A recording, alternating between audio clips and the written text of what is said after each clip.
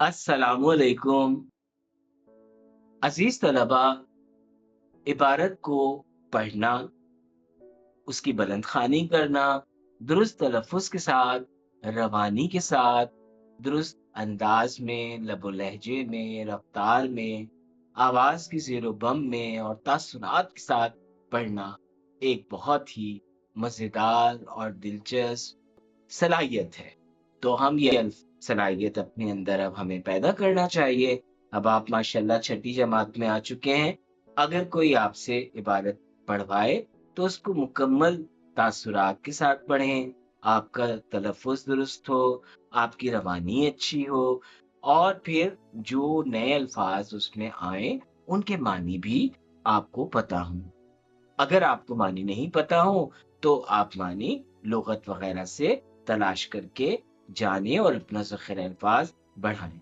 आइए पहले इबारत को दुरुस्त तलफ़्फ़ुज़ और रवानी से पढ़ते हैं, फिर देखते हैं कि कौन से लफ़्ज़ इसमें नए हैं और हम उनके मानी जानते हैं।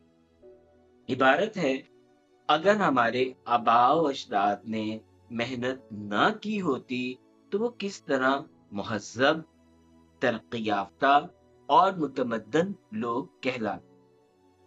मेहनत ही कामयाबी की कुंजी और उरूज हासिल करने का वसीला है।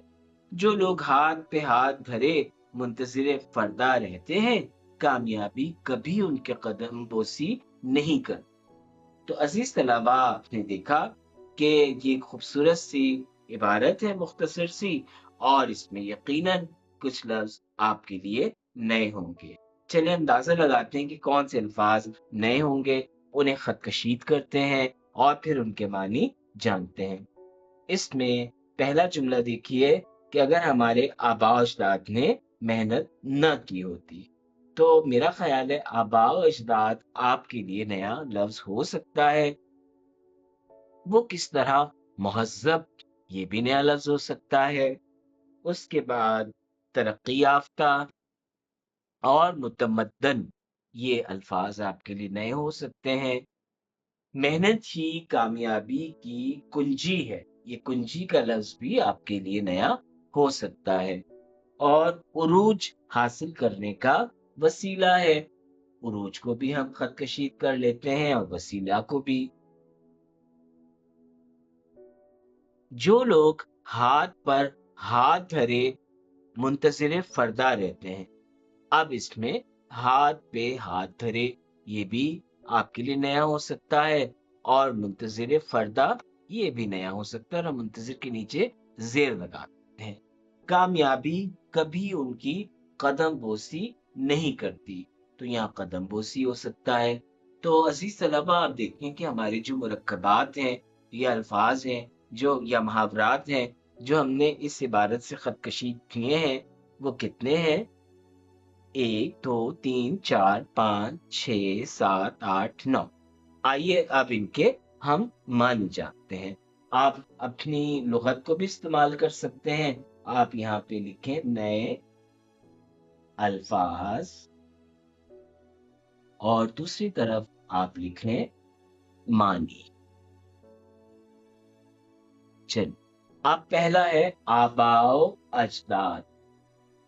आबा, फिर वाओ और अजदाद। इसके माने हैं बड़े या बुज़ुर्ग, यानी हमारे वो लोग जो हमारे वालिदैन से भी बड़े थे और बुज़ुर्ग थे, उनको हम अपने आबा-ओ-अजदाद कहते हैं। अगला लफ्ज़ है मुहज़्ज़ब। प्यारे बच्चों, आप कोशिश किया करें कि आप लफ्ज़ों को ढूँढें, जानें कि ये कैसे बना है। इससे मुराद क्या हो सकता है? इसमें एक लफ्ज़ छुपा हुआ है, तहज़ीब। तहज़ीब वाले, यानी तमीज़ वाले, शाइस्ता, तमीज़दार, उनको हम कहते हैं मुहज़्ज़ब। फिर अगला लफ्ज़ है तरक्की याफ़्ता। ये तो आपको पता ही होगा, तरक्की याफ़्ता। इसको हम कह सकते हैं जिन्होंने तरक्की की, जो कामयाब रहे। ترقی تو آپ جانتے ہیں۔ اس کے بعد ہے متمدن، یہ لفظ آپ کے لیے نیا ہو سکتا ہے، یہ لفظ تمدن سے بنا ہے۔ متمدن کے معنی ہیں شہری تہذیب کے مطابق زندگی کو بسر کرنے والے۔ آپ اس کو یوں بھی کر سکتے ہیں مختصر کہ تہذیب کے مطابق زندگی بسر کرنے۔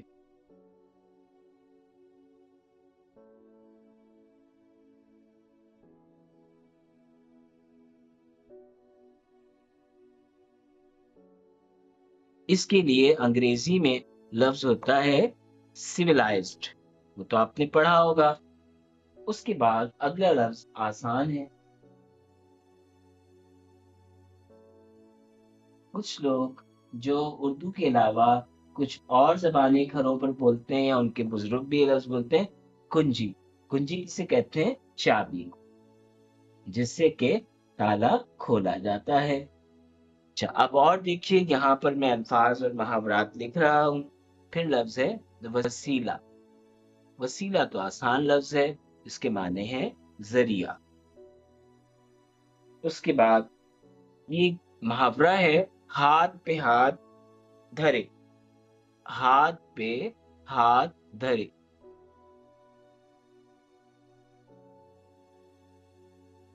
یعنی اس کا مطلب ہے بیکار رہنا، کوئی کام نہیں کرنا، فارغ بیٹھنا، ٹھیک ہے۔ اس کے بعد منتظر فردا۔ منتظر انتظار کرنے والا، اور فردا کل یعنی آنے والا کل، ٹھیک ہے، آنے والے وقت کے انتظار۔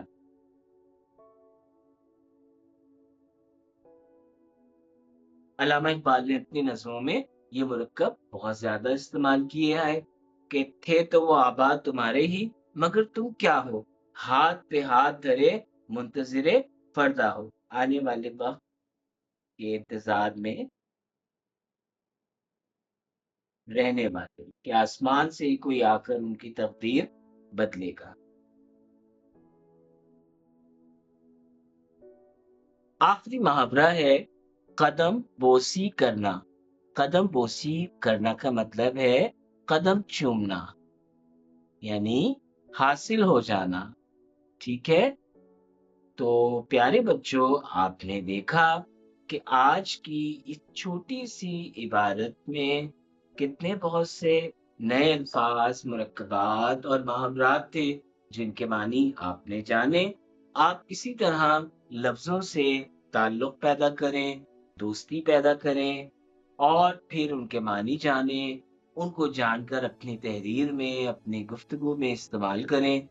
آپ یقین کریں کہ آپ اپنے ارد گرد کے لوگوں میں بہت پسند کیے جائیں گے، کیونکہ جس کی زبان اچھی ہوتی ہے اس کے بہت سارے دوست ہوتے ہیں۔ تو زبان شیریں، مل گیری، انشاءاللہ آپ یہ کریں گے تو اپنی کتاب کا صفحہ نمبر 33 کھولیے، اور سوال نمبر 3 میں بھی ایک عبارت ہے، آپ اس کی بلند خوانی درست تلفظ اور روانی سے کر کے اور نئے الفاظ کے نیچے خط لگا کر ان کے معنی لغت سے تلاش کر کے لکھیے۔